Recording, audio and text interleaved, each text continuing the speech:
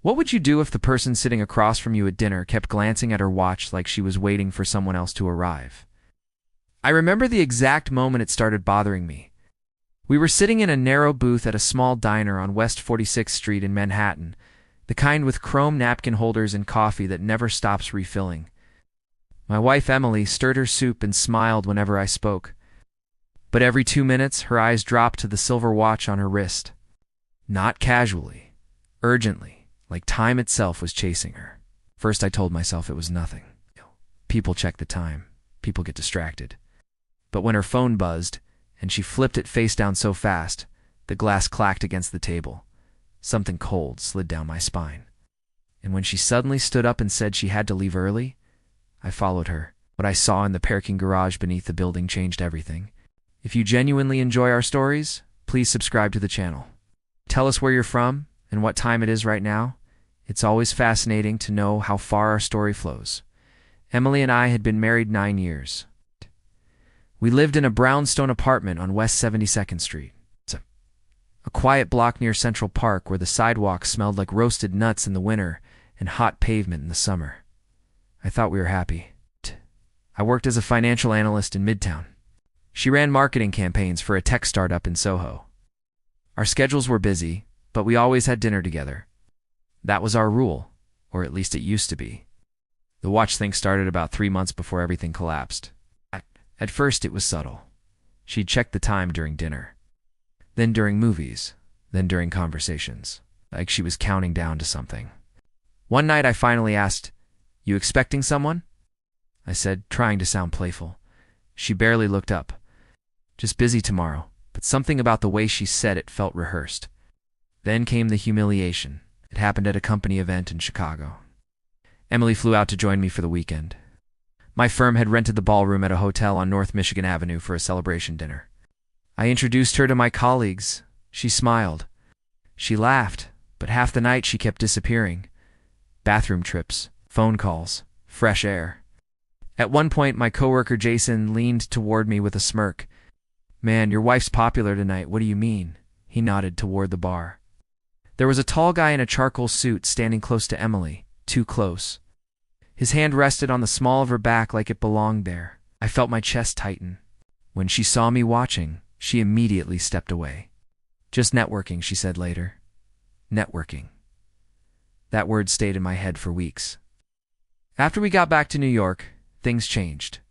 Emily grew colder, shorter conversations, less eye contact. She started locking her phone. Then came the late nights, client dinners, marketing deadlines, team drinks. One night she walked into the apartment after midnight smelling like a hotel. Lobby, expensive cologne mixed with air conditioning and polished marble. "Where were you?" I asked. She dropped her purse on the counter. "Night. Work." Her tone carried a warning, like the conversation was already over. That was the night I started looking. It began with small things. Credit card statements. Age.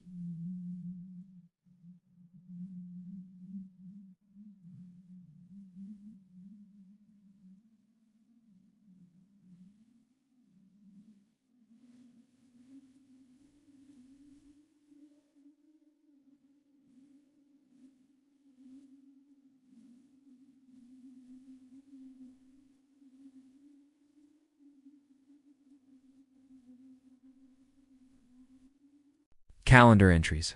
Patterns appeared. Every Thursday evening, every time she checked that watch, and every time a hotel appeared on the bill. The first one was the Langham Hotel on Fifth Avenue. The second was a boutique place on Crosby Street in Soho. The third one finally gave me the name I needed. Daniel Mercer. The receipt listed 2 drinks charged to room 1812. I searched him. Investment consultant. Divorced. Lived in Tribeca. And suddenly everything made sense. The watch. The dinners. Chicago. The hand on her back. I sat alone in the dark living room staring at my laptop screen until sunrise. Something inside me broke that night. But something else woke up too. Strategy. For the next 6 weeks, I became someone Emily didn't recognize. I smiled. I listened. I pretended everything was fine. But behind that mask, I was collecting everything. Phone records, hotel bookings, security footage from the parking garage where I'd first followed her, even a recording from a small voice recorder I hid in her car. One conversation sealed it. Daniel's voice crackled through the speaker. "Does he suspect anything?" Emily laughed. "No, Mark's predictable. He'd never have the guts." That sentence echoed in my head for days. He'd never have the guts. So I planned something bigger than confrontation. I planned destruction. The first step was legal. I hired a divorce attorney on Park Avenue named Rebecca Sloan. Sharp mind, cold eyes. She reviewed the evidence and nodded slowly. "This will destroy her in court," she said. Good, but I wasn't finished. Emily's company had strict policies about relationships with clients. Daniel Mercer was one of those clients. It meant ethics violations, conflict of interest, termination. The final piece was social. Emily loved appearances. Her friends, her reputation, her perfect life. So I waited for the right moment. Our anniversary dinner? We reserved a table at a steakhouse in Dallas where Emily was attending a conference, Knife Steakhouse on North Ackerd Street.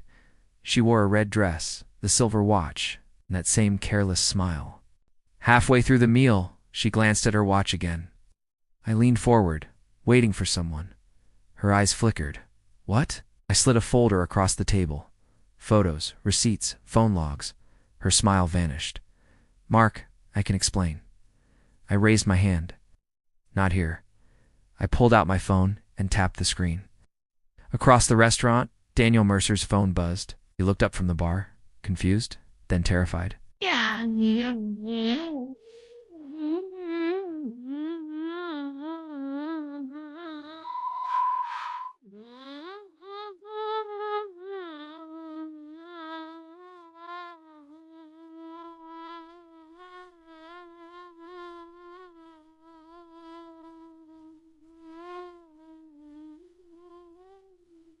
Because the restaurant's private dining room doors opened behind him.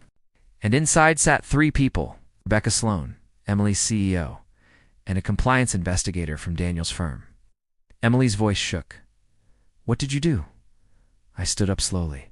"Exactly what you said I'd never have the guts to do." Within minutes, everything collapsed.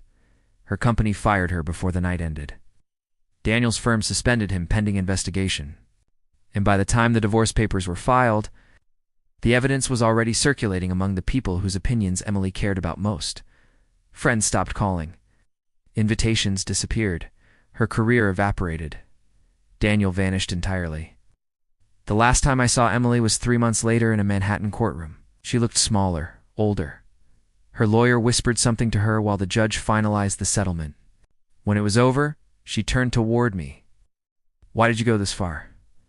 I thought about that question for a long time. Then I answered quietly, "Because you thought I wouldn't."